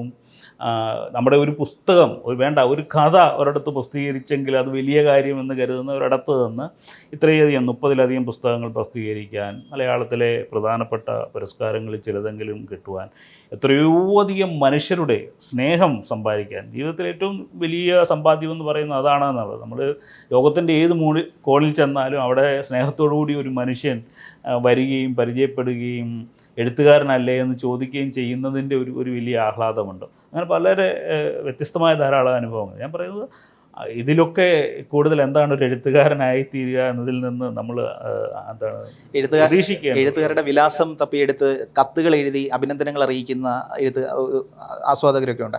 അത്തരം അനുഭവങ്ങൾ ധാരാളം കത്തുകൾ. ഇപ്പോഴും പലരും പറയുന്നത് കത്തുകളുടെ കാലം അവസാനിച്ചു എന്നാണ്. പക്ഷേ എൻ്റെ വീട്ടിലേക്ക് വന്നാലും അത് സ്ഥിരമായി വരുന്ന കത്തുകൾ എത്രയാണ് എന്ന്. അപ്പം ആസ്വാദകർ എപ്പോഴും പുസ്തകത്തെ സ്നേഹിക്കുന്നു. അവർ ഈ പഴയ തരത്തിൽ കത്തെഴുതാൻ ആഗ്രഹിക്കുന്നു, അവരുടെ അഭിപ്രായങ്ങൾ പങ്കുവെക്കാൻ ആഗ്രഹിക്കുന്നു. പുതിയ തലമുറ കുറേ കൂടി ചിലപ്പോൾ പെട്ടെന്ന് ഇൻസ്റ്റഗ്രാമിലായിരിക്കും. പക്ഷേ അത് വായിച്ചിട്ടൊരു അഭിപ്രായം എഴുത്തുകാരനോട് പറയണം എന്ന് പറയുന്ന തരത്തിലുള്ള ഇത് നിലനിൽക്കുന്നുണ്ട് എന്നുള്ളതാണ്. പണ്ട് കാലത്ത് മെയിലിലായിരുന്നു, പിന്നെ ഫേസ്ബുക്കിലായിരുന്നു. ഇപ്പോൾ ഇൻസ്റ്റഗ്രാമിൽ കുട്ടികൾ ധാരാളമായി വരുന്നു. അക്കൂട്ടത്തിൽ കത്തുകളും ധാരാളമായി വരുന്നുണ്ടെന്ന്. ഇതൊക്കെയാണ് നമുക്കൊരു ഊർജ്ജം. നമ്മൾ ഈ പറഞ്ഞതുപോലെ പലതരത്തിലുള്ള പഴികൾക്ക് വിധേയമാകുന്നു. സോഷ്യൽ മീഡിയയിൽ നിന്നുള്ള തെറിവിളികൾക്ക് വിധേയമാകുന്നു. ഇതിനൊക്കെ ശേഷവും നമ്മൾ എന്തിനാണ് ഒരു എഴുത്തുകാരനായി ഇരിക്കുന്നതെന്ന് ചോദിച്ചാൽ, ഇങ്ങനെ കിട്ടുന്ന ചില സ്നേഹങ്ങൾ കാണുമ്പോൾ സ്വാഭാവികമായിട്ടും ഇവർക്ക് വേണ്ടിയാണ് നമ്മളിത് എഴുതുന്നത്. സ്വാഭാവികമായിട്ടും അതൊരു ന്യൂനപക്ഷമാണ്. എല്ലാ കാലത്തും വായനയെ സ്നേഹിക്കുകയും പുസ്തകങ്ങളെ സ്നേഹിക്കുകയും ഒക്കെ ചെയ്തിരുന്നവർ ഒരു ന്യൂനപക്ഷമാണ്. ഇപ്പോഴും ആ ന്യൂനപക്ഷം നമ്മളോടൊപ്പം ഉണ്ട് എന്നുള്ളതാണ് എൻ്റെ ഒരു സന്തോഷം. അതുകൊണ്ടാണ് നമ്മൾ വീണ്ടും വീണ്ടും എഴുതുന്നത് എന്നുള്ളതാണ്. അതൊരു വലിയ സന്തോഷം തോന്നുന്ന ജീവിതമാണ്. സർ, ഗോസ്റ്റ് റൈറ്റിംഗ് എന്നൊരു പ്രതിഭാസം ഉണ്ടല്ലോ. അതായത് എഴുത്തുകാർ സ്വന്തം പേര് ഉപയോഗിക്കാതെ മറ്റേതെങ്കിലും ഒരു പേരിൽ മറ്റേതെങ്കിലും ഒരു പ്രസാധകർക്കോ ആളുകൾക്കോ വേണ്ടി എഴുതുന്ന ഒരു കാര്യം എന്ന് പറയുന്നത്, അത് ശരിക്കും സാഹിത്യത്തിന് ദോഷകരമാണോ? അത് അങ്ങനെ ഒരു രൂപമില്ല. അതായത് അതൊരു കൃത്യമായ ഒരു എഴുത്തുകാരൻ ഇന്നതാണെന്ന് ചൂണ്ടിക്കാണിക്കാൻ കഴിയാത്ത ഒരു അവസ്ഥയാണല്ലോ. രണ്ട് കാര്യമുണ്ട്. ഒന്ന്, ഒരു കാലത്ത് ഗോസ്റ്റ് റൈറ്റിംഗ് ഉണ്ടായിരുന്നത് എന്ന് പറയുന്നത് ഭരണകൂടങ്ങളെ ഭയന്നിട്ട് എഴുത്തുകാർ മറ്റു ചില പേരുകളിൽ എഴുതുകയും ഈ ആശയം, തൻ്റെ ഉള്ളിലുള്ള ആശയം ജനങ്ങളിൽ എത്തിക്കാൻ വേണ്ടി നടക്കുകയും ചെയ്യുന്ന ഒരു പ്രവൃത്തി. ഏകാധിപത്യ ഭരണകൂടങ്ങളുടെ കാലത്തൊക്കെ അത്തരം എഴുത്തുകളുണ്ടായിട്ടുണ്ട്. അത് വളരെ ഗൗരവമായ ഒരു പ്രവൃത്തിയാണ് എന്നുള്ളതാണ്. പക്ഷേ ഇപ്പോൾ സൂചിപ്പിച്ച ഈ എഴുത്ത് എന്ന് പറയുന്നത് മറ്റു ചിലർക്ക് എഴുത്തുകാരനാണ് എന്ന് പ്രശസ്തയാവാൻ വേണ്ടി പണം മുടക്കി ചെയ്യുന്ന ഒരു പ്രക്രിയയാണ്. അത് കേരളത്തിൽ വ്യാപകമായ രീതിയിൽ നടക്കുന്നുണ്ട് എന്നാണ് അറിയാൻ കഴിഞ്ഞിട്ടുള്ളത്. ചില എഴുതാൻ കഴിവുള്ള ചിലർ അത് പൈസ ഉണ്ടാക്കാനുള്ള ഒരു വഴിയായും കാണുന്നുണ്ട്. സത്യത്തിൽ അങ്ങനെ നേടുന്ന പ്രശസ്തി കൊണ്ട് എന്താണ് കാര്യമെന്ന് അവർ സ്വയം ആലോചിച്ചാൽ മതി. നമുക്കുള്ള കഴിവ് കൊണ്ട്, നമ്മുടെ ബോധ്യങ്ങളിൽ നിന്നുകൊണ്ട് നമ്മൾ സ്വയം പ്രകാശിപ്പിക്കുമ്പോഴുണ്ടാവുന്ന സന്തോഷമാണ് യഥാർത്ഥത്തിൽ എഴുത്തിൻ്റെ സന്തോഷമെന്ന് പറയുന്നത്. ഇപ്പം ഞാനൊരു പുസ്തകം എഴുതി അത് പബ്ലിഷ് ചെയ്യുമ്പോഴല്ല യഥാർത്ഥത്തിൽ എൻ്റെ സന്തോഷം, അല്ലെങ്കിൽ ഏതെങ്കിലും പുരസ്കാരം കിട്ടുമ്പോഴോ അതിന് ഇത്ര കോപ്പികൾ വിറ്റുപോയി എന്നറിയുമ്പോഴല്ല. ഞാൻ ആ എഴുതുന്ന നിമിഷത്തിൽ ഒരു പുതിയ കഥാപാത്രം ഉണ്ടായി വരുന്നു, കഥാസന്ദർഭം ഉണ്ടായി വരുന്നു, അത് നമ്മുടെ സർഗാത്മകതയിൽ ഇതിങ്ങനെ ഒന്ന് ഉരുത്തിരിഞ്ഞു വന്നല്ലോ എന്ന് ആലോചിക്കുന്ന നിമിഷമുണ്ടാകുന്ന സന്തോഷമാണ് എഴുത്തിൻ്റെ സന്തോഷം. ഇതനുഭവിക്കാതെ പുസ്തകത്തിൽ പേരച്ചടിച്ച് വെച്ചിട്ട് ഞാൻ എഴുത്തുകാരനാണെന്ന് സ്വയം അഭിമാനിക്കുന്നത് ശരിക്കും ചില പൊങ്ങച്ചങ്ങളുടെയൊക്കെ ഭാഗമാണ് എന്നുള്ളതാണ്. അവരോടൊക്കെ എനിക്ക് പറയാനുള്ളത്, എഴുത്തുകാർ വളരെ കുറച്ചാണ് ഈ സമൂഹത്തിൽ ആദരിക്കപ്പെടുന്നതും അറിയപ്പെടുന്നതും എന്നുള്ളതാണ്. നിങ്ങളൊരു കല്യാണത്തിന് പോയാൽ 500 പേര് കൂടിയതിൽ 2 പേരായിരിക്കും കഷ്ടിച്ച് ഒരു പക്ഷേ ഒരു എഴുത്തുകാരനെ അറിയുന്നത്. ചിലപ്പോൾ അതുപോലും അറിഞ്ഞുകൊള്ളുന്നില്ല. ഒരു അമ്പലപ്പറമ്പിൽ പോയാൽ ഒരാൾ പോലും നിങ്ങളെ തിരിച്ചറിയില്ല. പക്ഷേ നിങ്ങളൊരു മിമിക്രിക്കാരനാണ് എങ്കിൽ, നിങ്ങളൊരു റീല് ചെയ്യുന്ന ഒരാളാണെങ്കിൽ നിങ്ങളെ എത്രയോ പേര് അറിയും. അപ്പം നിങ്ങൾ അറിയപ്പെടാനാണ്, പ്രശസ്തിയാണ് ഇതിൻ്റെയൊക്കെ പിന്നിൽ ആഗ്രഹിക്കുന്നതെങ്കിൽ മറ്റു വഴികൾ തേടി പോകുന്നതാണ് എന്നാണ് എനിക്ക് അവരോട് പറയാനുള്ളത്. അതുമായിട്ട് ബന്ധപ്പെടുത്തി ചോദിക്കാവുന്നൊരു ചോദ്യമാണെന്ന് തോന്നുന്നു. അതായത് പബ്ലിഷേഴ്സിൻ്റെ എണ്ണവും ഇന്ന് ഭയങ്കര, പ്രസാധകരുടെ എണ്ണവും എഴുത്തുകാരേക്കാൾ കൂടുതൽ എന്നുള്ള രീതിയിൽ ഈ പറയുന്ന പോലെ ഇത് കൂടുന്നുണ്ട്. എണ്ണം കൂടുന്നത് ഒരു വിധത്തിൽ മലയാളത്തിന് നല്ലതാണ്. കാരണം അത്രയധികം എഴുത്തുകാരുണ്ടാവുന്നു. എഴുത്ത് എന്ന് പറയുന്ന പ്രക്രിയ, സാഹിത്യം എന്ന പ്രക്രിയ വലിയ തോതിൽ ഇവിടെ ഒരു വലിയ വ്യവഹാരവും സാമ്പത്തിക വ്യവഹാരവും സാമൂഹിക വ്യവഹാരവും ഒക്കെ ആയി മാറുന്നു എന്നുള്ളത് നല്ല കാര്യം തന്നെയാണ്. ഇപ്പം എല്ലാ എഴുത്തുകാരുടെയും കൃതികൾ ഒരു വലിയ പ്രസാധകന് തന്നെ പ്രസിദ്ധീകരിച്ചു കൊള്ളണമെന്നില്ല. അവർക്ക് അവരുടേതായ പരിമിതിയുണ്ട്. ഇപ്പോൾ എൻ്റെ തന്നെ ആദ്യ പുസ്തകം പ്രസിദ്ധീകരിച്ചത് മാൾബറിയാണ്. ആടുജീവിതം പ്രസിദ്ധീകരിച്ചത് ഗ്രീൻ ബുക്സ് എന്ന് പറയുന്ന തൃശ്ശൂരുള്ള ഒരു ചെറിയ പ്രസാധകരാണ്. അപ്പോൾ അത്തരത്തിൽ ധാരാളം സാധ്യതകളുണ്ട്. ഇതിനകത്ത് മറ്റൊരു കാര്യം എന്താണെന്ന് ചോദിച്ചാൽ, ഈ പറഞ്ഞതുപോലെ ചില പ്രസാധകരും ഈ എഴുത്തുകാരിൽ നിന്ന് പണം വാങ്ങിക്കൊണ്ട് പുസ്തകം പ്രസിദ്ധീകരിക്കുകയും അവരുടെ കുറച്ച് പുസ്തകങ്ങൾ മാത്രം പുറത്തിറക്കുകയും ഒരു വലിയ സാമ്പത്തിക നേട്ടത്തിനുള്ള ഉപകരണമായി എഴുത്തുകാരെ ഉപയോഗിക്കുകയും ചെയ്യുന്നുണ്ട്. പ്രത്യേകിച്ച് പുതിയതായി വരുന്ന എഴുത്തുകാർക്ക് ഇതിൻ്റെ ഒന്നും കാര്യങ്ങൾ അറിയില്ല. അപ്പോൾ അവർ ഇവരുടെ കയ്യിൽ കൊണ്ട് കൊടുക്കും. അവർ 5-10 പുസ്തകം പ്രിൻ്റ് ചെയ്ത് കൊടുത്തേച്ച് പറ്റിക്കുന്ന ഏർപ്പാടായിട്ടുണ്ട്. അപ്പോൾ അത് വളരെ സൂക്ഷിച്ച് വേണം നമ്മൾ ഈ മേഖലയിലേക്ക് നിൽക്കാൻ എന്നുള്ളതാണ്. അപ്പോൾ നമ്മുടെ കൃതി യഥാർത്ഥത്തിൽ പാരായണയോഗ്യമാണ് എങ്കിൽ, സമൂഹത്തിന് ആവശ്യമുള്ളതാണെങ്കിൽ, അത് പ്രസാധകർ ഇങ്ങോട്ട് വന്ന് ആവശ്യപ്പെട്ട് നമ്മളിൽ നിന്ന് അത് വാങ്ങിക്കൊണ്ട് പോകുമെന്ന കാര്യത്തിൽ യാതൊരു സംശയവുമില്ല. കാരണം ഓരോരുത്തരും ഒരു നല്ല പുസ്തകം പ്രസിദ്ധീകരിക്കാൻ വേണ്ടി കാത്തിരിക്കുകയാണ്. അപ്പോൾ നമ്മൾ പണം മുടക്കി അങ്ങോട്ട് പുസ്തകം പ്രസിദ്ധീകരിക്കേണ്ട ഒരു കാര്യമല്ല. ഇത്തരം പ്രസാധകരെ ജാഗ്രതയോടുകൂടി നോക്കിയിരിക്കുക, ശ്രദ്ധിക്കുക എന്ന് മാത്രമേ പുതിയ എഴുത്തുകാരോട് പറയാനുള്ളൂ. അതുകൊണ്ട് അല്ലെങ്കിൽ പുസ്തക വ്യവസായം എന്ന നിലയിൽ ധാരാളം പ്രസാധകർ വരുന്നത് നല്ല കാര്യം. വൈവിധ്യങ്ങൾ ഉണ്ടാവട്ടെ എന്ന് ഞാൻ ആഗ്രഹിക്കുന്നു. പുറം നാട്ടിലെ വായനാപ്രേമികളായിട്ടുള്ള ആളുകൾ പങ്കെടുക്കുന്ന ഒരു വലിയ പ്രോഗ്രാമാണല്ലോ, അതായത് ഗൾഫ് നാടുകളിൽ ഷാർജ ബുക്ക് ഫെയർ എന്ന് പറയുന്നത്. അപ്പം അത്തരം എന്താ പറയുക പരിപാടികളിലെ ഈ മലയാളികളായിട്ടുള്ള ആളുകളുടെ പങ്കാളിത്തം കണ്ട് താങ്കൾ അത്ഭുതപ്പെട്ടിട്ടുണ്ടോ? തീർച്ചയായിട്ടും ഷാർജ ബുക്ക് ഫെസ്റ്റിവലിൽ പല തവണ പോകാൻ ഇടയായിട്ടുണ്ട്. അതിഥിയായിട്ട് തന്നെ പോയിട്ടുണ്ട്. അപ്പോൾ സ്വാഭാവികമായിട്ടും ഗൾഫ് നാടുകളിൽ, പ്രത്യേകിച്ച് UAE-യിലുള്ള മലയാളികളുടെ ഒരു സാഹിത്യ കൂട്ടായ്മയായി അത് മാറിയിട്ടുണ്ട്. അറബ് അടിസ്ഥാനമാക്കിയാണ് അത് പുസ്തകോത്സവം നടക്കുന്നതെങ്കിൽ പോലും മലയാളികൾ ധാരാളമായി അവിടെ വന്നു കൂടുകയും ധാരാളം മലയാള പുസ്തകങ്ങൾ വിറ്റുപോവുകയും ഒക്കെ ചെയ്യുന്നുണ്ട്. പക്ഷേ അതുമായി ബന്ധപ്പെട്ടുണ്ടായിട്ടുള്ള പുതിയ കാലത്തിൻ്റെ ഒരു പ്രവണത എന്ന് പറയുന്നത്, ഈ പറഞ്ഞതുപോലെ ധാരാളം ചെറിയ പ്രസാധകർ ഈ പാവം പിടിച്ച പ്രവാസികളെ പറ്റിച്ചുകൊണ്ട് പുസ്തകം പ്രസിദ്ധീകരിച്ച് അതൊരു വിൽപ്പന മോഡായത്, അവർക്ക് ലാഭം ഉണ്ടാകുന്ന പുസ്തകം, എഴുത്തുകാർക്ക് പ്രത്യേകിച്ച് ലാഭമൊന്നും ഉണ്ടാക്കാത്ത ഒന്നായി അത് മാറ്റി എന്നൊരു വലിയൊരു സങ്കടം ഒരു പക്ഷേ ഷാർജ ബുക്ക് ഫെസ്റ്റിവലിനെ സംബന്ധിച്ചുണ്ട് എന്നുള്ളതാണ്. കുറേ കൂടി മൂല്യമുള്ള പുസ്തകങ്ങൾ ഇറക്കാനും ആ ഷാർജ ബുക്ക് ഫെസ്റ്റിവലിൽ വരുന്നവരെ അത്തരത്തിൽ മൂല്യമുള്ള പുസ്തകങ്ങളിലേക്ക് ഇറങ്ങിപ്പോകാനും ഒക്കെയുള്ള ഒരു ശ്രദ്ധയുണ്ടാവണമെന്ന് മാത്രമാണ് എനിക്ക് ആഗ്രഹിക്കാനുള്ളത്. വെറുതെ ഒരു എല്ലാവർക്കും പുസ്തകങ്ങളും ഇങ്ങനെ എല്ലാവരെയും കൊണ്ട് മേടിപ്പിക്കുന്ന ഒരു പ്രക്രിയയിലേക്കൊക്കെ മാറിയിട്ടുണ്ട്. അതൊരു അത്ര ശരിയായ കാര്യമായിട്ട് എനിക്ക് തോന്നിയിട്ടില്ല. തുടർന്ന് അങ്ങോട്ടുള്ള താങ്കളുടെ എല്ലാ രചനകൾക്കും എല്ലാവിധ ആശംസകളും നേരുന്നു. ഞങ്ങളുടെ ക്ഷണം സ്വീകരിച്ച് ഇവിടെ എത്തിയതിനും ഇത്രയും നേരം ഞങ്ങളോട് സംസാരിക്കാൻ സമയം ചെലവഴിച്ചതിനും വളരെയധികം നന്ദി. വളരെ സന്തോഷം. Thank you.